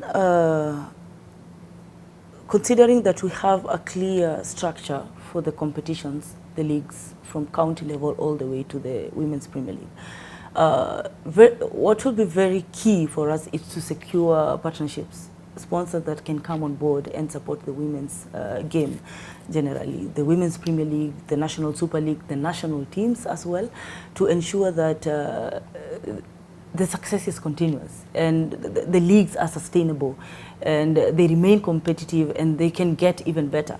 And I also think that through club licensing we can achieve a lot more. We reintroduced club licensing last year, and one of the key criteria is for all teams playing in the Men's Premier League must have a women's team. And today, I'm sure you also, Gor Mahia launching their women's team, AFC Leopards launching their women's team, Kariobangi Sharks launching their women's team, and this is a move that seeks to grow the women's game further. And looking at the different criteria that we are implementing with club licensing, it will give room for women's football to grow at all levels. Now, for one of the reasons, one of the other things that we thought was odd when we hosted the Bullets was, Beldin is the only lady who coaches in the Women's Premier League. And we were like, the players are great and they're coming up. So we were like, how can you be the only one? Yes. So what do we do in that side? How do we encourage women on that side so that we can have, because we need more administrators like you said, you know what players need, but how do we build that side? So like I mentioned, one of the key pillars also in our women's strategy is capacity building. And capacity building is not looking at just maybe administrators only. We have done workshops for administrators. We have done media relations workshop targeting media relation officers from both Premier League, Women Premier League and National Super League. We have done physiotherapist workshops as well, and twice last year and this year, also targeting members from the clubs, Women Premier League and National Super League. We have done coaching courses as well through the technical department, where we have made sure that in every D license course there's a certain number of women. In every C license course there's a certain number of women. You saw recently with the CAF A that recently concluded, Beldin Odemba is one of the coaches, and then there's Jacqueline Akot also. And we are working with CAF to ensure that we conduct also another C license for women only. And then what we have also done, we have introduced club licensing for Women Premier League as well. So starting this season, all the clubs will have to undergo the club licensing process and meet all the required criteria. And one of the key criteria is to increase the number of female staff in the either technical or management of the club. So we are asking you, if your head coach is male, you must have a female assistant coach. You can even have two if you want, but there must be a female assistant coach sitting on the bench. If you have a female head coach like Bullets, you can either have a male assistant coach or a female assistant coach, however you wish. But then we are also ensuring that we conduct these courses so that these clubs don't come to tell us that we don't have people who can fit in these positions. So you have a pool to select from, and it will be mandatory. For Men's Premier League, they also must appoint a female coach for their women's team. And it is a mandatory requirement as well. Sorry, say that again? So for the men's Premier League, all of them must have a women's team. And for the women's team, they must have a coach. Yes, and the coach must be? Should be a woman. So either head coach or assistant? Head coach. Head coach. But they can play around with it. Even if they have a male coach, they can they ensure that. So that is for the 2024-2025 2024-2025 season. Okay, and what are the timelines for that to happen? So we held a workshop earlier this year. Even last year we had 2 workshops with the clubs, and then this year in April we held a workshop with the Premier League clubs and the National Super League clubs. It is a requirement. They know that they'll have to meet for them to get a license to participate in the league, and so they need to oblige. But are there timelines, or that's subject to discussion? Yeah, the timelines are set, and the license, we have finalized the submissions for the interclub, and currently the first instance body, which is the decision-making body of club licensing, is reviewing the documents so that they can issue licenses. So in the next, within the next 2 weeks, we will invite clubs to start submissions for the 2024-2025 season. The timelines are well stipulated. The clubs are all aware of the timelines. So by mid or end of July, the club should be getting licenses for the next season. Right. Now, when you're mentioning about those preconditions, of course, especially for the composition of the technical bench, it is also influenced by other reasons as well, because unfortunately, as much as we've made so many strides in women's football, we've also had missteps, and really significant missteps, especially involving 2 clubs. Help us understand the situation and what transpired in that situation. Which clubs? There are 2 clubs, Gaspo and Trans Nzoia Falcons. Right. Yeah. So unfortunately, we lost Gaspo and Trans Nzoia, so they were relegated to the National Super League. And this is a safeguarding issue. There were issues within the clubs that went viral, and they in relation to sexual harassment, and this is an issue that we are critically looking into, and it's also a club licensing requirement that every club must now have a safeguarding officer, and it is a push also from CAF and FIFA to ensure that players have a safe environment where they can just come and play football and leave. So what happened with Trans Nzoia Falcons and Gaspo is something that we're not proud of, and it's something that we should not allow to happen again. And so FKF is coming up with the safeguarding policies, which should trickle down to clubs as well, because clubs are also, as a requirement of club licensing, they're also required to come up with safeguarding policies that is aimed at protecting the players. So failure to which you may not get a license to participate in the league. And so clubs will be held accountable if found guilty of any form of harassment. You've called that title, the safeguarding policy. Safeguarding policy. Just help us understand what it is exactly. So, what is entailed in it. So basically, as long as you're dealing with youth, anyone who is below the age of 18, even an adult, it is not right for you to harass me, even if you're working in the same environment. But these are just clear guidelines of kind of operation in terms of issues that may be termed as misconduct, issue directed or that may harm an individual, a player. It can be even a coach. It can be even a male coach that is being harassed by the players. It could go either way. But then these are policies that are meant to safeguard personnel within the team in terms of misconduct, harassment, and kind of ill behaviors. Okay. Yeah. Let's move it right back to what we are celebrating. When you look to the Dominican Republic, how excited are you? Very, very excited, because like I said earlier, seeing our flag in the middle of all those flags still is unbelievable, and we're really excited to have booked a ticket to go to the Dominican Republic, and I am sure that the girls will do well. And being the first time, we cannot put pressure on them to go on and maybe make it to the semifinals or something. But we know that the girls are going to do well. They have a very good technical bench in place that has worked tirelessly to ensure that the team registers good results.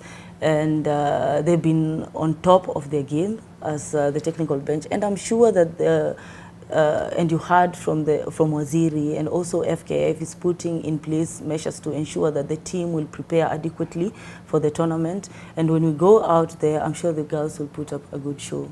And what kind of advice would you, as someone who got a chance to play pro? I mean, you had to meet Ban Ki-moon for you. I mean, think about it. Yeah. Like you had take the UN for you to get a chance to go to Germany.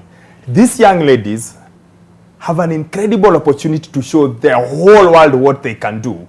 What kind of advice would you give them, given the opportunity they have and how to make the most of it? I mean, right now, they're super excited, and they know, like, for them, being very young and having been exposed to international football and knowing that there's plenty of doors open for them to walk into through this ticket, I strongly believe that they are equally ambitious, and they would want to secure even opportunities to get scouted out there. And while they're representing the country, they're also representing themselves. But I know they'll be playing for the badge, and I think this is their stage. They should just go relax. They have earned it. They have done so well. They beat Ethiopia, who beat South Africa, and we know how South Africa is. And they went on to beat Burundi, who felt like they had a clear pathway because they had won 24-0 against Djibouti. And so one thing that strikes me with these girls is that they are very confident and they're very brave. They fear no one. They fear no one. They're fearless and they're very confident. And so I'm sure they are excited to meet Germany. They're excited to meet Brazil, and I'm sure they will put up a good show. They will not go in there looking like the underdogs, but they'll go in there to compete. We have seen them talk, we have seen them act like they really want it, and they've gone on to prove that they really want it. So I'm sure that they're going to have a good outing, and whatever results, we are proud of them anyway. Doreen, obviously you mentioned this slightly, but just we need to understand, especially for the fact that about 7, right, who are candidates, they will be having the KCSE during the period of the World Cup. I'm sure there are now discussions of how to navigate that. What should we expect? How is it going to be approached? I mean, I think this can easily be handled through the two ministries and the federation. So we just need to see how best we can support them and ensure that they do not miss the opportunity to go to the World Cup, and they do not miss the opportunity to sit for their final exams. So we need to make them comfortable and confident that they can do both. Not to make them worry about what is to come if they'll have to choose between I know what you're going to choose. No, I was going to say, listen, I think it's straightforward, really. I'm not Bwana Machogu, I'm not Bwana Babu Namwamba, but I think it's straightforward. Let them play, get ready for the World Cup. Let them go right through the World Cup. Once they're done, give them 5 weeks or 4 weeks, give them a special exam. Everyone wins. I hope because these are extraordinary circumstances. This is not what we are used to. This is a once in a lifetime opportunity for these girls. It's never happened for Kenya.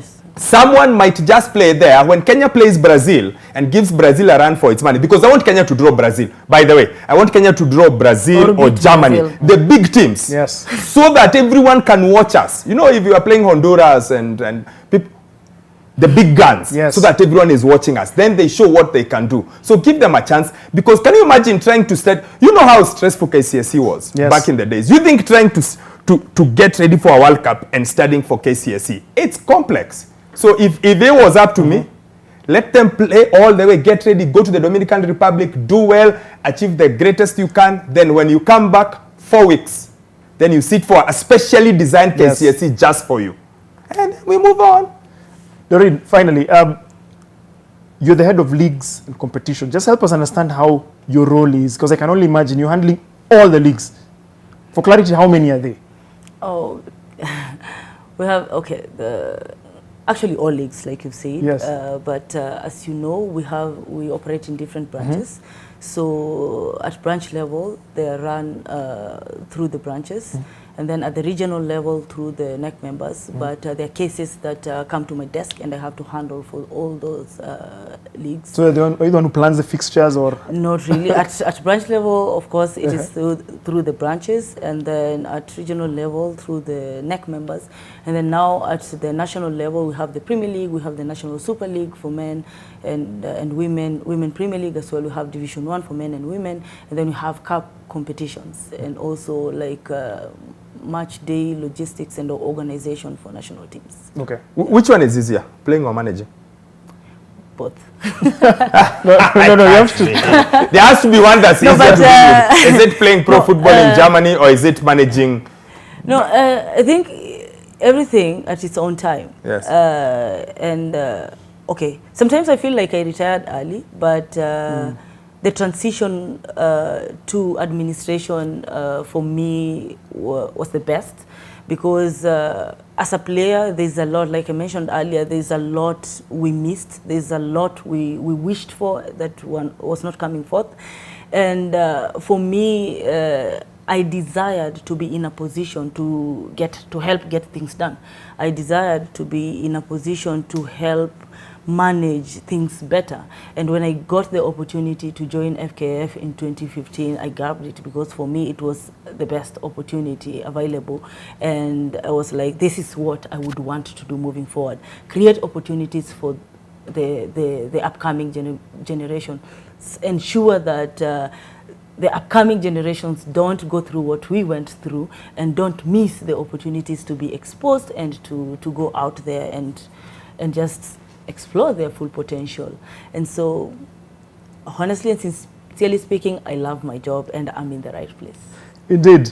Now, the question I had asked you at the beginning of the show is very simple. It is, what is your congratulatory message to the junior starlets after they secured their spot to the 2024 FIFA Under-17 World Cup? What is your congratulatory message to the junior starlets? What does Mr. Samuel Migwi say, Wakabi?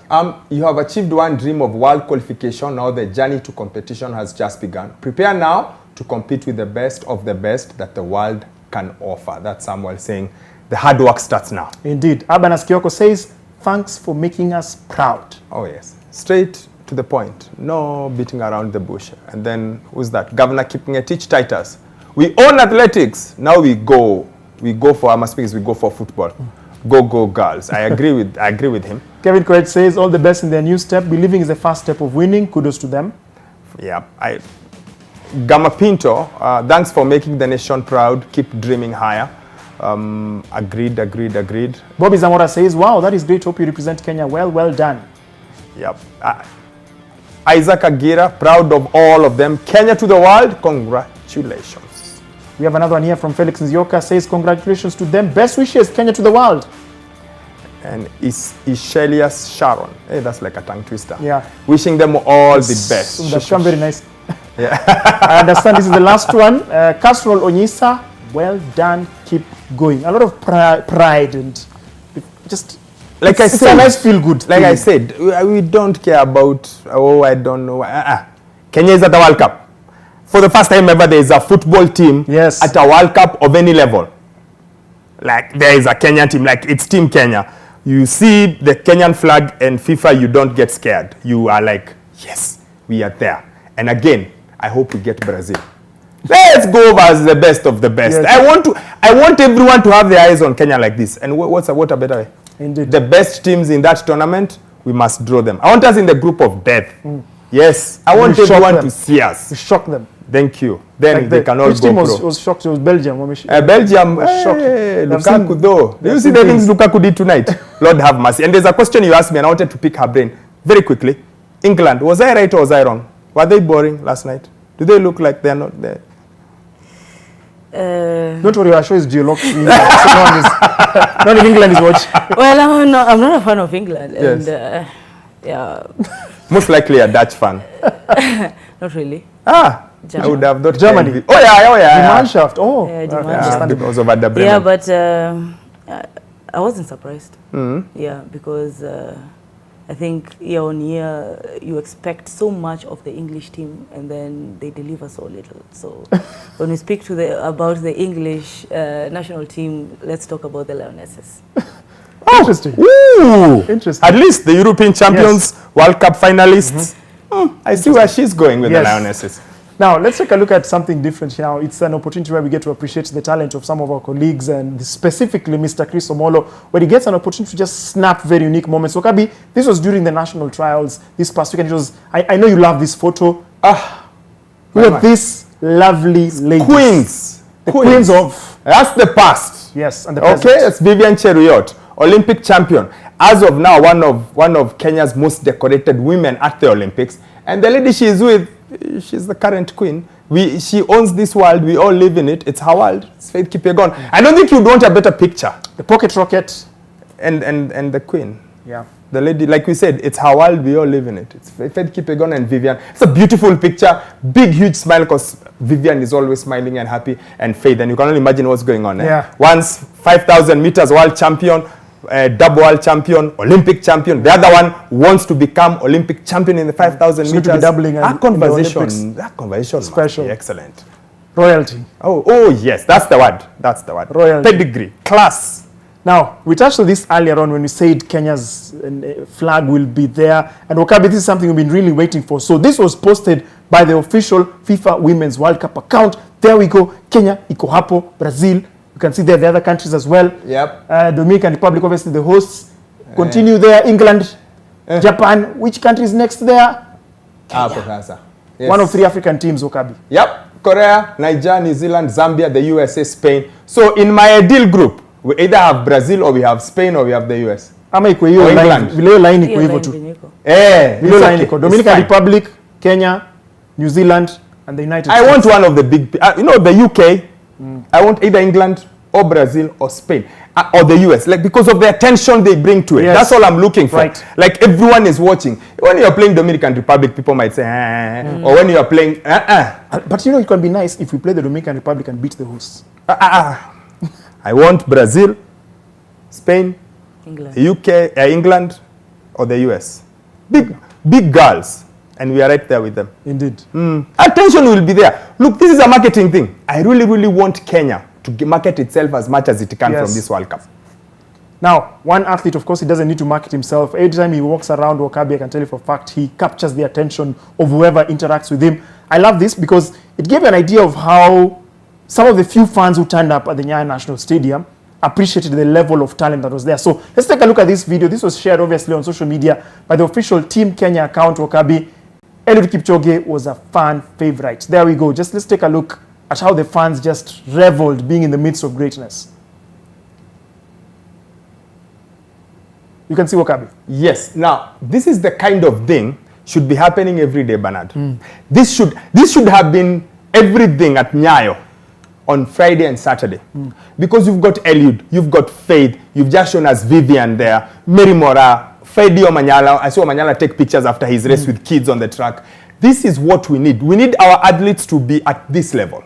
Because for some reason in this country, we see them, but we are not... We don't appreciate them as not the. If you ever go to the Great Ethiopian Run in Ethiopia, or just any race in Ethiopia, then you'll appreciate what stars mean to them. I have been there with a Kenyan athlete, and she got overwhelmed by the attention she was getting. Like the fans were too much. She was like, hey, I'm not used to this. But I think that's what we need. We need to be able to have many more of these kind of moments where people are appreciating who are your stars, who are your top guys, Because I don't think it happens all the time. I feel like Eliud, one of the... I want it to be like that with 10 guys. Yeah. Right, now let's go back to the Euro 2024, and this was a very comical moment because I love the banter. You see the Euro began this past weekend, and you can clearly see they're trying to upstage the African Cup of Nations in terms of interesting banter off pitch. Now this one was between the Albanians, Wakabi, and the Italians because they faced off against each other, Wakabi. What the Albanians did, found it comical because Italians really value their food. Yeah. But the Albanians decided, what did they do? With breaking spaghetti. They broke spaghetti. They're like, Like it's a travesty. You can see the Italian, they're just saying, no, please, do not. And you're supposed to slight banter. It's nice banter though. So the Albanians were breaking the spaghetti. There we go. You can look at the page. And then you can imagine what happens in the game when Albanians go ahead after what, 23 seconds? Yes. You can so the Albanians are like, you see, we told you. But it's good banter. I like the banter. Yeah, it's good level. Not forget the guy who was put down because he was shooting people. Yeah, this is good. The guy with the axe. Yeah. This is good banter. This is good banter.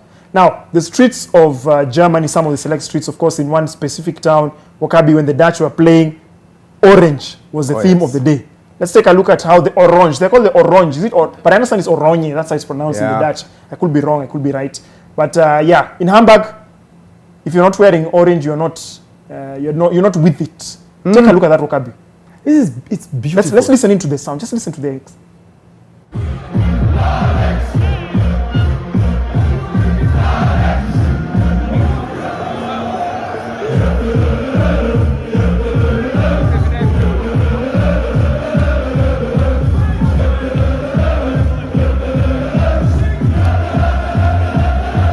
This is before the game. Yes.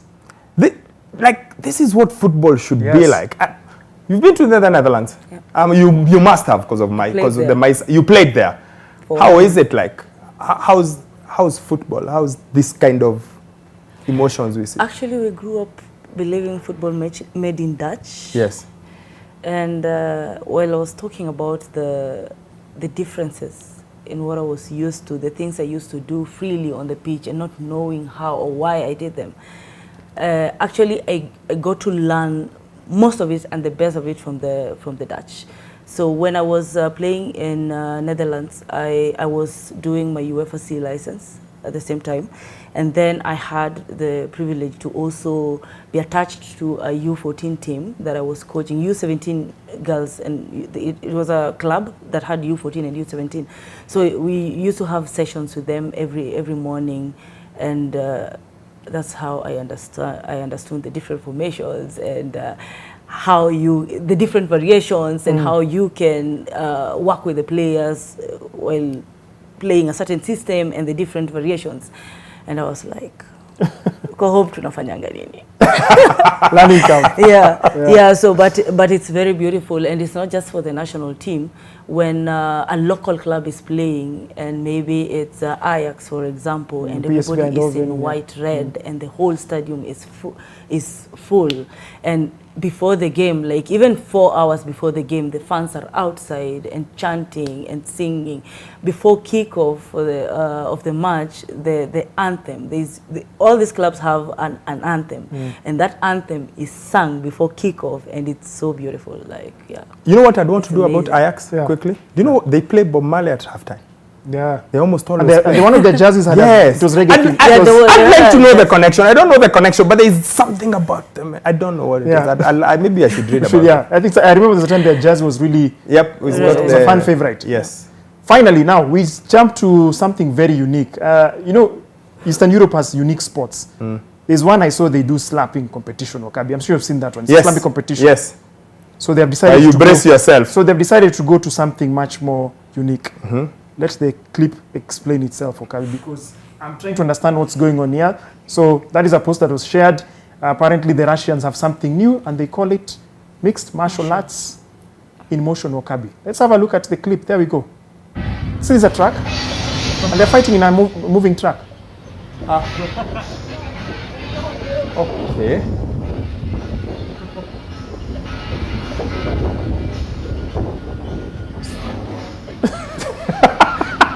You don't want to know what our director is saying, but yeah. She has a point though. She has a point, but I'm trying to understand why are people doing mixed martial arts? So that you can balance. It's to find balance. You're adding an extra. The Olympics are coming. One of the things we like in the Olympics is what? It's gymnastics. But one of the things that they measure in gymnastics is what? Level of difficulty. So what they've done here is add a level of difficulty in balancing. So as we wind up, Wakabi, so obviously they have to ensure it's a highway, because if they're coming to intersection, what happens? No, remember your, is it physics? Your inertia. Yeah. Yeah. So does that give somebody where is the referee? And what happens if they find a bump?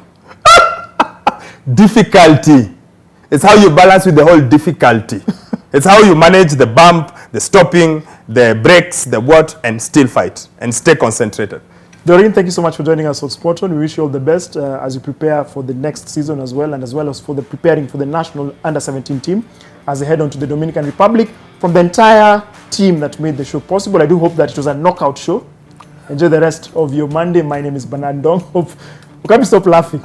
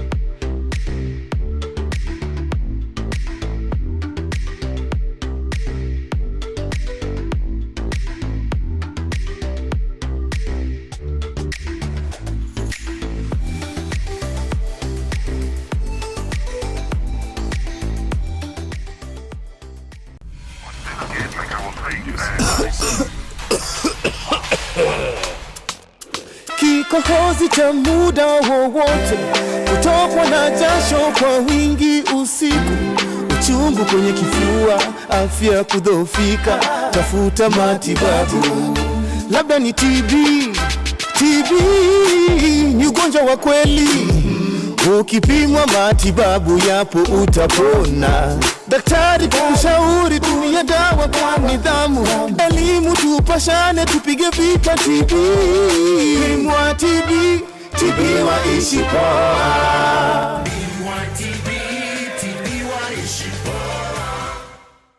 Kuna mbomu 15,000. Nachukua mbomu. Zinakwenda. Nahitaji diaper. Kimeumana. 39.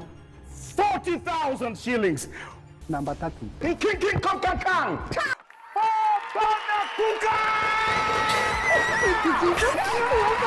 Na 50,000 Kenya shillings.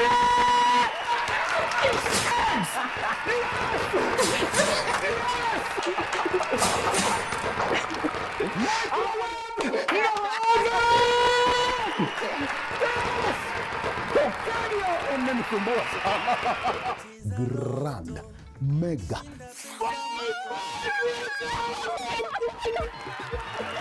Tired of endless scrolling? Say goodbye to the chaos. Introducing the all-new Business Daily website. Experience seamless navigation.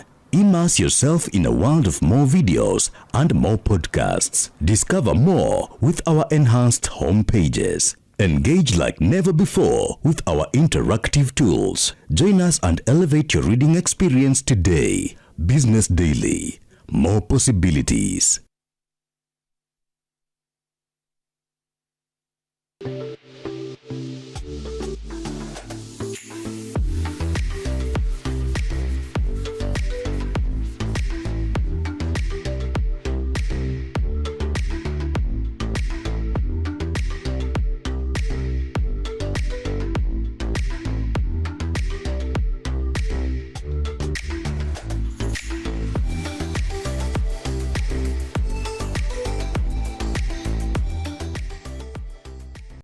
long have you been with that woman, Alvaro? How long have you been playing me for a fool? All I can do now is to ask for forgiveness, and I mean this with every beat of my heart. A woman's dignity is not negotiable. And it's for that very reason that we're declining such an indecent offer. I just want to tell you that you'll surely lose this trial. Get out of my room. Leave me alone. Please, Mirta, you need to calm down. Don't you dare touch please. me. You are the one. Get ready to have your mind blown. Yo, what up, party people? It's your boy DJ Exclusive, aka the People's DJ, aka Bazu, and you are tuned in to Kwetu Mix on NTV. We're bringing you the hottest show in town. Hey, what's up, my people? It's your girls, your world of baddest. Kwetu Mix na tuko NTV, au sio? Ilena Bambam, Kwetu Mix kuna ubaya. From exclusive interviews with the biggest names in the game. I don't announce, you wait for it. My mom is my manager. Where? Kwetu Mix on NTV. To a DJ set that will knock your socks off. Party people, welcome to Kwetu Mix. And snippets from your favorite live performances. Don't miss out on the fun. Tune into Kwetu Mix every weekday from 5 to 6 p.m. only on NTV. Sasa hiyo ni swali au hotuba? Kwetu Mix, brought to you by Nescafe 3-in-1 Creamy White. Changamkia your potential. The moment is yours. Seize the day. Changamkia your potential with new Nescafe 3-in-1 Creamy White.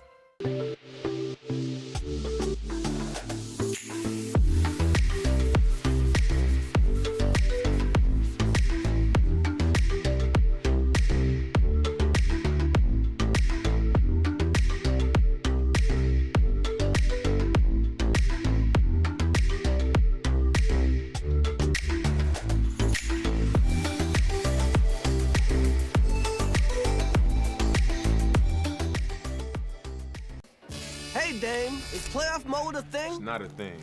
Look at the evidence. It's definitely a thing. It's not a thing. Of course it is. Playoff Wheezy is locked in. It's game time. Playoff Guy is going nuts. Even Chuck's playoff jokes are funnier. No, they are not. Well, sit yourself down and watch some NBA playoff basketball. Because we all know... It's not a thing. It's clearly a thing.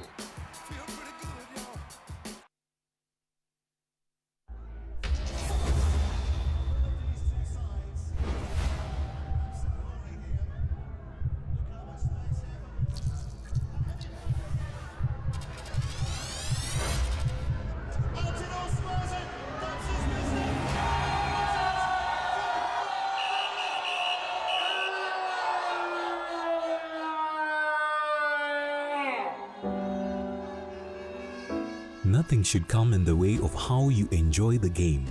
So ukibet, bet responsibly. Bet na amount unaweza afford. If you need help, speak to a counselor today. Call 0800 724 835.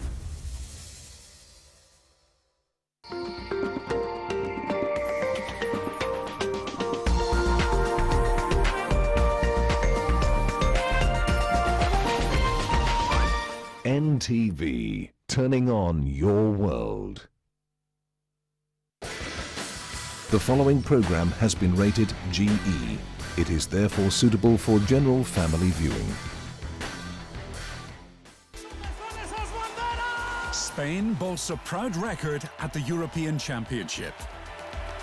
Winners in 1964, 2008 and 2012, La Furia Roja are the joint most successful country in Euros history and are the only nation to defend a European title. So Spain has arrived in Germany for Euro 2024, looking to announce themselves as a leading contender and revive memories of past glories.